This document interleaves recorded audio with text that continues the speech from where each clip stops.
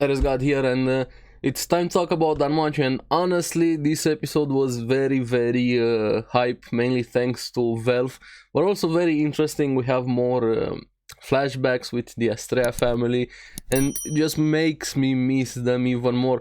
It kind of painful a bit seeing the past and how nice they were, with us already knowing what happened to them, and puts into perspective Ryu's character and everything she went through a lot more. And also some tough choices having to be made in the dungeon by Ryu and Belle. So let's get into it and talk about it. Now, at the beginning, we see a bit more of the Astrea family, and I think Alice is my spirit animal. Honestly, what she did at the beginning of the episode, I was laughing so much.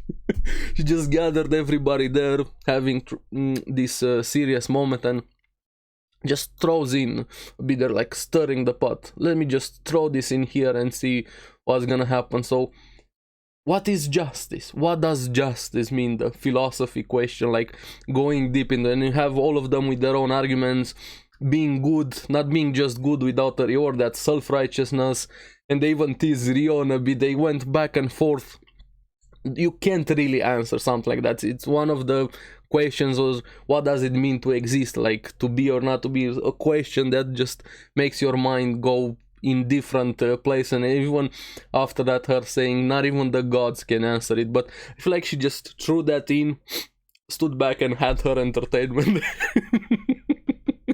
That moment was so nice, so awesome, seeing the family there, all of the different characters. Kaguya also saying these are just tools for convenience, and I really like that argument. Quite like, everybody can find a way to justify or make it about that, hey, I'm doing this for justice.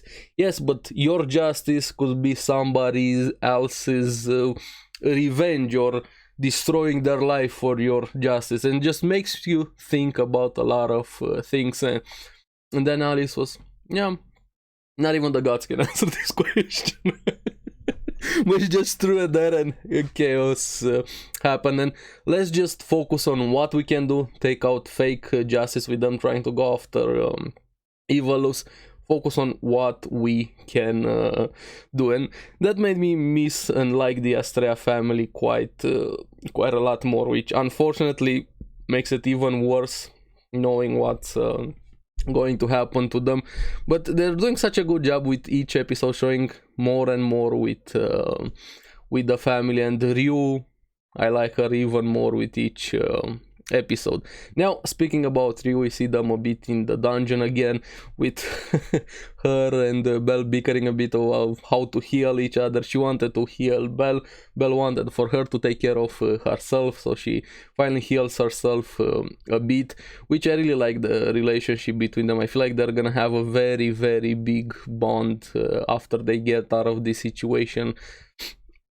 And they slowly start analyzing their situation, what they can do, how we move forward, what to do from here, what we have to work with, and we're gonna get to that. Again, they take a back seat in this episode. They don't really do quite a lot, except one emotional thing there for both of them, especially for Ryu. But this episode, Welf was the main focus. We see him trying to work there, everybody having faith in him, protecting him, even though Bors was the only one that was kind of stating the obvious. They're being the one scared a bit, which is totally understandable. I feel like Bors was a nice addition there. Somebody had to say the negative things also. You can't have everybody just being always positive, especially in a situation like this. Monsters attacking.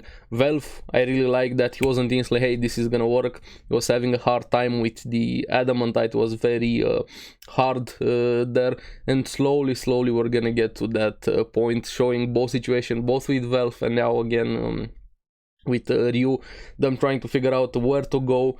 Either go to floor 36 from the deep levels to the lower levels, because the first safety point in the deep levels was floor 39. So I don't see them going down to floor 39. And Ryu has an advantage because she has been there before to 36, 37, so she knows her way a bit around, even though the place is massive. they have at least that knowledge. But now it's time to make some inventory, see what they have. They need some water, some equipment. This was the emotional moment I said they did there. She made a tough choice, and that was the only thing they could do in that situation. Take it from the dead, from the adventurers that died there in that room. And it was very hard on Ryu. At first Bell was against it a bit. He tried to stop her, but he realized when he looked at her, especially for an elf, this is something very hard. And you see her cherishing and thinking of the people that died there, and also for everything she has lost. And Belle finally understood that this has to be done. And this is a very good point. In a situation like that, it's very easy to be judgmental or from the outside, hey, you can't desecrate the dead, or hey, you can't do that for Survivor. But when you are in that situation, a lot of the things that you do when you have the luxury kind of go out of the window here.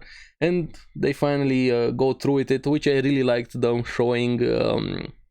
There they find some equipment, they even find the map, but that's gonna be interesting. Also figure out why those guys didn't survive, because they got poisoned, they ran out of supplies and everything. So that's how they died. But also I really liked the discover here, paying some respect to them. They found out that the map was drawn on a family emblem there, and there was also like last words or a message: forgive us, my God, and sorry mom, not coming home, a bit jumbled, not fully deciphered. I hope we're gonna find out which family is getting this piece sent home to the family members of the people that died there. It's gonna be very important for that family also, and for them using thanks to them losing their lives there, gave them a way to survive. So I hope they are gonna be able to find their family and return this small memento to them. Hopefully they're gonna show that scene there, Belle wanting to do it also. So I think they're probably gonna show it. So this is where Welf takes over the episode. You see him being more and more frustrated, doubting himself, listening to past advice, somebody Hephaestus telling, hey, listen to the metal, and also his inner voice kind of trying to figure out who are you crafting this for them, and slowly getting to that answer. And I always like moments like this. I know they're very cheesy, very on the nose a bit, but so what? It's fun seeing characters fighting for their friends, for their family. This is why I also like Fairy Tail. I appreciate characters that have an actual bond, especially in situations like this, and for my friends. And the instant he said that, the sound of the hammer, him hammering their forging, changed and resonating more, even boosting the morale of all of the others around, lifting them back up, showing how much it mattered there. And I like that. I always like that. And him having this new drive forward, forging a blade, an indestructible magical blade, something that Hephaestus only did. I can't wait to see her reaction when she finds out what Welf did. And speaking of Hephaestus, we have Hestia talking to her and about Tsubaki, and the moment with the payment for Belle's knife. Hey, can we forgo the payment for this month?